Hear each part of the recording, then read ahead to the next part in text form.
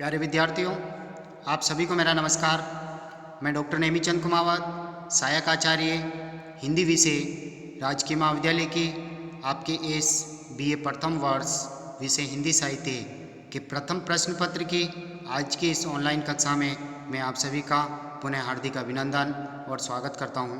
प्यारे विद्यार्थियों, हाल ही की जो ऑनलाइन कक्षाएं हमने पढ़ी हैं, जिसमें आपकी जो पाठ्यपुस्तक है प्राचीन काव्य, जिसमें कुल 12 कवियों की कविताएं संकलित हैं और ये 12 कवि आदिकाल और भक्ति काल से संबंधित हैं, जिसमें से हमने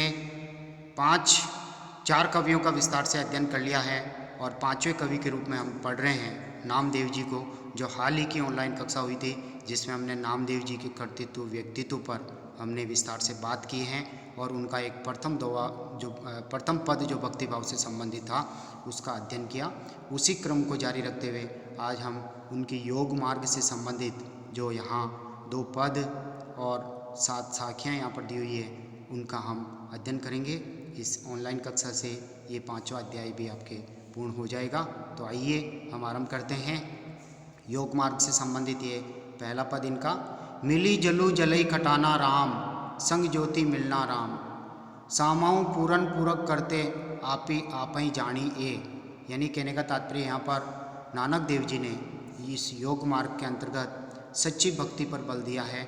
माया मोह से दूर रहें, मनुष्य आडंबर और इस दिखावे की प्रवृत्ति से दूर रहकर केवल ईश्वर की सच्ची भक्ति करें। और ईश्वर की यदि मनुष्य सच्ची भक्ति करता है तो उसके बुरे जो कर्म हैं वो बुरे कर्म भी अच्छे कर्मों में मिल जाते हैं और वो परमात्मा का उच्च पद प्राप्त कर लेता है, उसके लिए मोक्ष का द्वार खुल जाता है। यानी कहने का तात्पर्य, इस संसार में मनुष्य जन्म लेता है और जन्म लेते ही आंखें खुलती है, उसके सामने संसार की माया मोह अपनी ओर उसको आकृष्ट करती है और वो जैसे ही थोड़ा सा ज्ञानी होता है फिर भी वो इन माया मोह में जकड़ा रहता है। तो नानक देव जी ये कह रहे कि माया मोह से अब मुक्त होने का समय आ गया है। भले ही मनुष्य तूने इस संसार में आकर के बुरे कर्म कर लिए, दुष्प्रवृत्तियों में तू उलझ गया, फिर भी यदि तू अब भी अच्छे कर्म करेंगे तो तेरे इन बुरे कर्मों पर अच्छे कर्मों का प्रभाव पड़ जाएगा।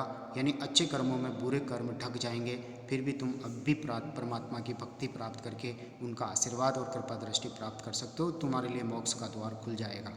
इसलिए उन्होंने यहाँ एक दृष्टांत दिया है, मिली जलु, जलु यानी जल, यानी मीठा जल है और उससे उस मीठे जल में जलई खटाना यानी खटाना, कड़वा जल, खारा जल, उसमें मीठे जल में यदि खारा जल मिल जाता है, यानी अच्छे कर्मों में यदि बुरे कर्म मिल जाते हैं तो दोनों ही मिलकर के एक स्वभाव के हो जाते हैं। यानी परमात्मा उच्च कर्म और जीवात्मा यानी आत्मा निम्न कोटि के कर्म करने के कारण निम्न कर्मी कहलाती है। और जब एक तरह से ईश्वर की भक्ति का आशीर्वाद प्राप्त होगा तो ये आत्मा भले बुरे कर्म कर रही हो तो भी वे परमात्मा में विलय हो जाएगी। तो यहाँ मीठे जल में कड़वे जल के समाने से दोनों एक ही जल समान हो जाते हैं। संग ज्योति मिलना राम, इसी तरह से आत्मा का प्रकाश, आत्मा की ज्योति यानी कहने का तात्पर्य भक्ति परमात्मा में एकाकार हो जाती है। यानी बुरे कर्म भले ही करने वाली जो आत्मा है वो अच्छे कर्म यदि करेगी तो परमात्मा की भक्ति में वो लीन हो जाएगी। सामाऊ पूरन पूरक करते आप ही जानिए। इस संसार के जो प्राणी हैं, जो अपने आप को ब्राह्मण या विद्वान ज्ञानी मानते हैं, जो वेदों का अध्ययन, पुराणों का अध्ययन और यानी शास्त्रीय ज्ञान में अपने आप को पारंगत मानते हैं, प्रवीण मानते हैं, उन लोगों के लिए, उन महात्माओं के लिए यहाँ पर नानक देव जी कहते हैं सामाऊ यानी संसार में, पूरन पूरक यानी वे पुरुष अपने आप को पूर्ण मानते हैं, बहुत ज्ञानी मानते हैं और वो ज्ञानी मान करके वो केवल प्रवचन नहीं देते, परमात्मा तक पहुँचने का रास्ता नहीं दिखाते, आप ही जानी है, अर्थात राम में तो आस्था नहीं रखते, केवल स्वयं का ही उन वाणियों में गुणगान करते हैं कि मैंने ये किया, मैंने वो किया, मैंने इस तरह से ज्ञान अर्जित किया, केवल अपने ही स्वयं का ही बखान वो करते हैं। तह सुनी सेज समाधि लागी, और जो श्रोतागण हैं उनको सुन करके सहज ही वो योग मार्ग अपनाते हैं, समाधि लगाते हैं, एक एक बखानिए और फिर वे भी अपने आप को उन्हीं प्रवचनों को ग्रहण करके अपने आप को विद्वान समझते हैं और ईश्वर के गुणों का वो बखान करते हैं। लेकिन ईश्वरीय गुणों के पीछे वो स्वयं का ही बड़प्पन गाते रहते हैं। तो आप ही गुप्ता आप ही मुक्ता, अर्थात स्वयं ही वे विद्वान बनते हैं, प्रवचन कहने वाले वक्ता बनते हैं। आप ही मुक्ता और स्वयं ही मोक्ष दाता बनते हैं कि हमारी ही प्रवचन, हमारा ही ज्ञान तुम्हें मोक्ष के द्वार तक ले जाएगा। आप ही बखाना। और आज के इस आधुनिक युग के जो महापुरुष हैं वो केवल अपने ही गुणों का बखान करते हैं। ईश्वरीय गुणों के सारे स्वयं का बखान करना ये कौन सी बात हुई। इससे तो ऐसा लगता है कि वे ईश्वर के गुणों का बखान नहीं करते बल्कि स्वयं के गुणों का बखान कर रहे हैं। और वे एक तरह से प्रभु में आस्था नहीं रखते, परमात्मा में आस्था नहीं रखते, वे स्वयं में आस्था बढ़ाते हैं, अपने आप में आस्था बढ़ाते हैं और इस कलयुग के वो स्वयं भगवान बनते हैं। नानक भ्रम थे गुण विनाशे। नानक देव जी यहाँ कह रहे कि सांसारिक भ्रम से मनुष्य के जो स्वाभाविक गुण हैं वह गुण भी नष्ट हो जाते हैं। उसी प्रकार नष्ट हो जाते हैं जैसे मिली जलू जलई खटाना, अर्थात कड़वे जल में जिस तरह से मीठा जल मिल जाता है तो वह भी कड़वा बन जाता है। तो इस तरह से भगवान में लीन होना, अच्छे कर्म करके भगवान में लीन होने पर ही जीवन की एक सार्थकता होती है। भले ही बुरे कर्म किए हो मनुष्य ने, लेकिन वो बाद में इस गुरु का ज्ञान अर्जित करके वो यदि परमात्मा की भक्ति में लीन होकर के वो यदि भक्ति के उच्च कर्म करने लग जाता है तो उन उच्च कर्मों में उनके निम्न कर्म छिप जाते हैं, वो एक समान हो जाते हैं, अंततः परमात्मा में उसके आत्मा का विलय हो जाता है, यानी एक तरह से उसके लिए मोक्ष के द्वार खुल जाते हैं। दूसरा यहाँ पर पद है योग मार्ग से संबंधित। अब राखूं दास भाट की लाज। हे प्रभु, मैं आप ही का दास हूँ। नानक देव जी यहाँ कह रहे हैं मेरी राखूं यानी मेरी रक्षा कीजिए, इस भक्त की रक्षा कीजिए, इसकी लज्जा को बचा लीजिए। ये संसार की माया मोह इसका सर्वनाश करती जा रही है और मैं कब से ही प्रभु आपका भक्त बना हुआ हूँ, आपका स्मरण कर रहा हूँ। जैसी राखी लाज भगत प्रहलाद की हरणा कस फारे कर आज, अर्थात जिस प्रकार आपने भक्त प्रहलाद की लज्जा बचाई थी, उसकी रक्षा की थी, उसकी भक्ति की रक्षा की थी और उसकी भक्ति में बाधक बनने वाले हिरण्यकश्यप को आपने अपने नाखूनों से नरसिंह अवतार रूप धारण करके नाखूनों से उसको फाड़ करके भक्त प्रहलाद का रास्ता निष्कंटक कर दिया था। उसी तरह से प्रभु आज ये माया मोह रूपी एक तरह से हिरण्यकश्यप जो है मेरे चारों ओर मुझे मेरी भक्ति में बाधक बन रहा है, इस माया मोह को भी आप हटा दीजिए। पुण्य नरसिंह अवतार लेकर के हिरण्यकश्यप को अपने नाखूनों से आप फाड़ दीजिए और मुझे भक्ति का निर्भय पद दे दीजिए। पुनीत द्रौपदी लाज राखी हरि प्रभु जी छीजत वस्त्र दीन बहुसाज, यानी कहने का तात्पर्य महाभारत के प्रसंग को यहाँ पर नानक देव जी ने यहाँ लिया है और वो कहते हैं कि जब दुशासन के द्वारा जब द्रौपदी की लज्जा का चीरहरण हो रहा था, उसके वस्त्रों का हरण हो रहा था, तो उस द्रौपदी ने प्रभु आपसे रक्षा की गुहार लगाई, आपसे प्रार्थना की और आपने उसके वस्त्रों को बढ़ा करके द्रौपदी की लज्जा की आपने रक्षा की। उसी तरह से प्रभु आज के ये कलयुग में ये माया मोह रूपी दुशासन आज मेरी इज्जत भी लूट रहे हैं। प्रभु आप मेरी भी रक्षा कीजिए, आप अपनी कृपा दृष्टि मेरे ऊपर कीजिए। सोदामा अपराधे रखिया, और सुदामा आपका जो मित्र सुदामा उसको भी आपने अपनत्व दिखा करके उसकी भी आपने रक्षा की, उसकी गरीबी का हरण किया, उसकी दरिद्रता का हरण करके आपने अपनत्व भाव दिखाया था, उसके ऊपर भी कृपा दृष्टि की थी और उसको धन धान्य से परिपूर्ण कर दिया था, आपकी भक्ति का आशीर्वाद उसे दे दिया था। तो हे प्रभु मुझे भी आप अपनी भक्ति का आशीर्वाद दे दीजिए। गणिका पढ़त पूरे तिही काज, और गणिका नामक वेश्या है पवित्र नारी, पूरे तिही काज अर्थात तीनों लोकों में उसके कार्य विख्यात है कि वो पाप कर्मों में लीन थी। प्रभु उन्होंने भी आपके नाम का स्मरण किया और आपने उसकी भी रक्षा कर दी। स्त्री सती गुरु सुमरण कलयुग, यानी इस कलयुग में आपने स्त्री भी आपकी भक्ति के अधिकारी है, वो भी आपसे स्मरण करती है, प्रार्थना करती है तो आप उसका उद्धार कर देते हैं। और इस संसार में सतगुरु जो सत्य वचनों को सुनता है, गुरु का आशीर्वाद लेता है, गुरु सुमरण कलयुग यानी गुरु के द्वारा दिए हुए ज्ञान के माध्यम से प्रभु जो सत्य वचन कहते हुए हे प्रभु आपका स्मरण करता रहता है, आपका नाम जपता रहता है, वही इस कलयुग में महत्वपूर्ण है। होई रखूं दास भाट की लाज, और यह वही गुरु के द्वारा दिया हुआ ज्ञान ही इस भाट की, इस भक्त की अब तक वो रक्षा करते आ रहा है।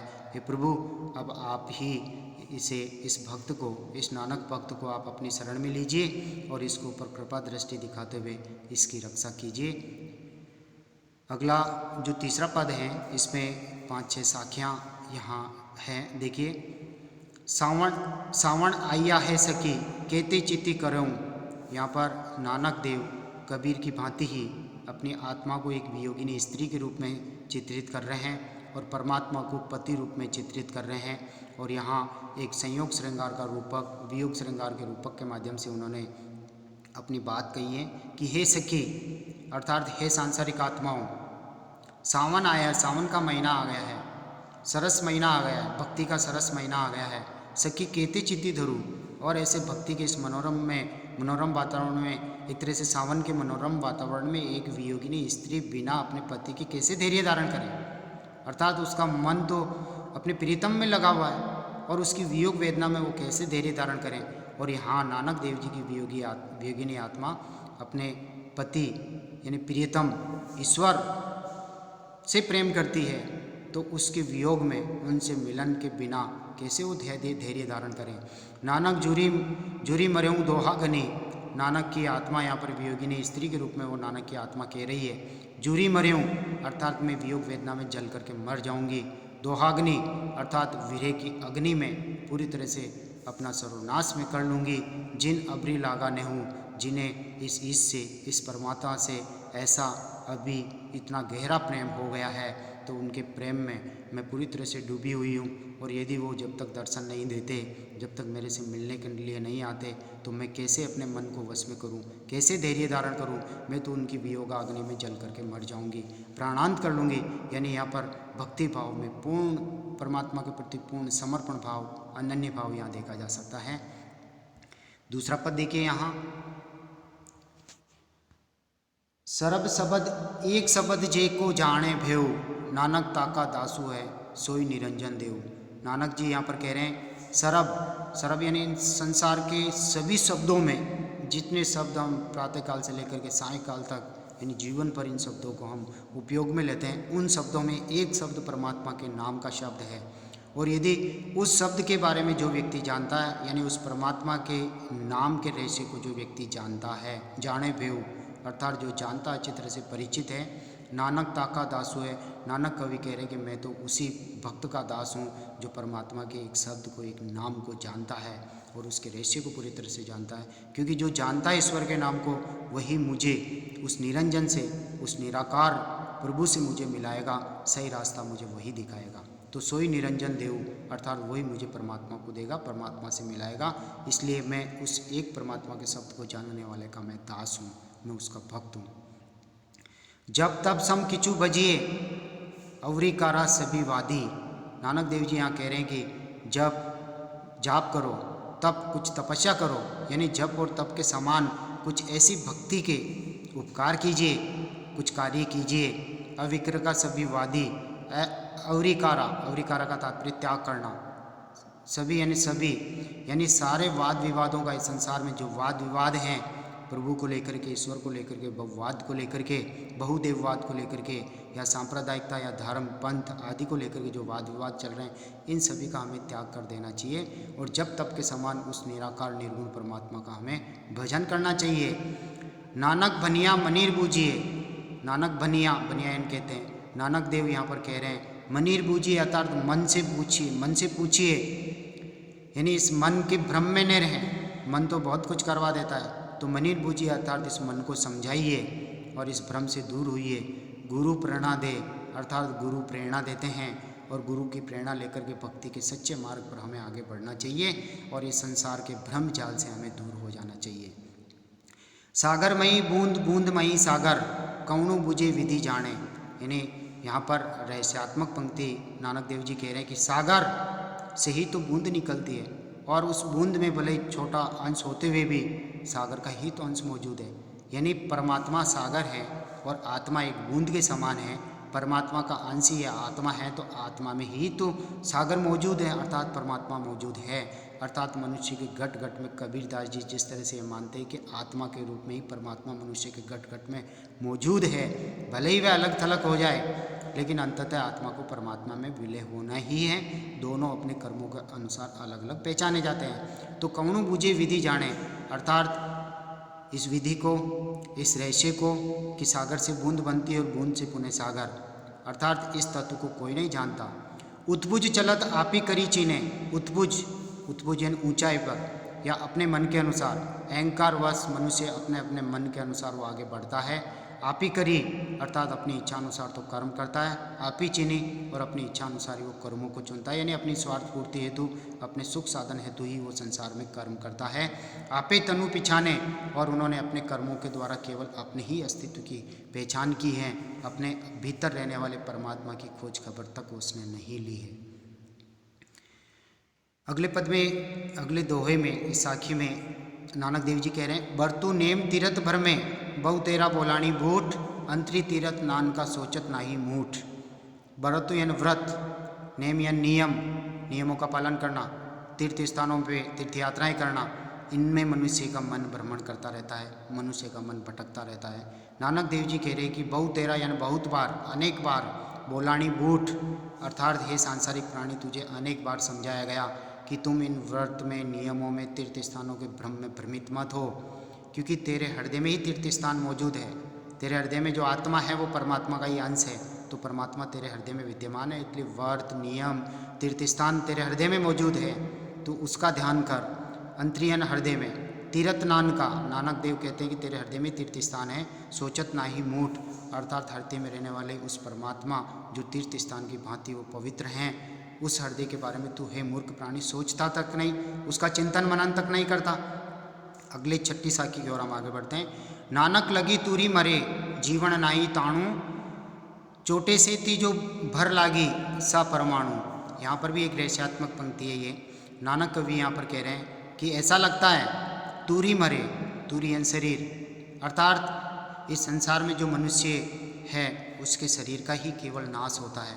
शरीर में रहने वाली जो आत्मा है, जीवात्मा, जीवन यानी जीवन रूपी आत्मा, नहीं ताणु अर्थात वह नहीं मरती है, यानी जो परमात्मा का जो अंश, जो जीवात्मा है मनुष्य के हृदय में, उसका कभी मरण नहीं होता, केवल मनुष्य की क्षणभंगुर और नाशवान शरीर का ही नाश होता है। चोटे सेती जो भर अर्थात जो सांसारिक आघात और दुख, जो केवल शरीर को ही दुख झेलने पड़ते हैं, उसमें आत्मा का कुछ नहीं बिगड़ता है। चोटे सेती जो भर लागी अर्थात जीवन पर जब शरीर को कष्ट होता है तो उसमें रहने वाली आत्मा को यानी परमात्मा को भी कष्ट होता है। सा परमाणु अर्थात वह आत्मा तो अजर अमर हैं, भले ही उसको शरीर के माध्यम से उसको कष्ट पहुंचाया जाए, लेकिन उस आत्मा पर कोई फर्क नहीं पड़ेगा, मनुष्य के शरीर का ही चोटे सहने पर नाश होगा। अंतिम साखी की ओर हम आगे बढ़ते हैं। नानक करण जिनी किया, नानक करण का तात्पर्य नानक के विचारानुसार, नानक के द्वारा सुझाई गई संत वाणियों के अनुसार, इनमें द्वारा प्रदर्शित किए गए इस ज्ञान के अनुसार जो व्यक्ति चलता है, जो भक्त चलता है, इस मार्ग को अपनाता है, सिख धर्म के मार्ग को, सोई सार करे अर्थात वही ईश्वर को सारांश रूप में ज्ञान ग्रहण करते हुए उस ज्ञान के बल पर वो इस ईश्वर को जान सकता है, ईश्वर के रहस्य का पता लगा सकता है। हुकुम ने जानी खसम का, खसम यानी ईश्वर, जो ईश्वर के आज्ञा का पालन नहीं करता, यानी जो गुरु है उसके ज्ञान का भी जो पालन नहीं करता, अपने जीवन में नहीं अपनाता, गुरु भी तो गुरु गोविंद दो खड़े कांके लागू पाए, यानी कबीरदास जी ने भी गुरु को ईश्वर से भी उच्च स्थान दिया है। तो कहने का तात्पर्य गुरु के प्रवचनों का, गुरु के ज्ञान का, यानी उस ईश्वर के द्वारा भेजे हुए इस आज्ञा का जो पालन नहीं करता है, का किसे बढ़ाई दे, फिर संसार में उसे कोई भी महत्व नहीं देगा, अर्थात जो दिखावा और आडंबर करता है उसे संसार के अन्य व्यक्ति भी कोई महत्व नहीं देते हैं, उसका कोई महत्व इस संसार में नहीं है। जो गुरु के द्वारा दिए हुए प्रवचनों के रास्ते पर जो आगे बढ़ता है उसे ही संसार के प्राणी उसको महत्व देंगे। तो प्यारे विद्यार्थियों, ये 5वां अध्याय संत नानक देव, संत वाणी से संबंधित नानक देव का ये 5वां अध्याय इस ऑनलाइन कक्षा से आज ये पूर्ण हुआ। हम अब 6ठे अध्याय अगली ऑनलाइन कक्षा से हम उसे आरंभ करेंगे। तब तक के लिए धन्यवाद। जय हिंद, जय भारत, थैंक यू।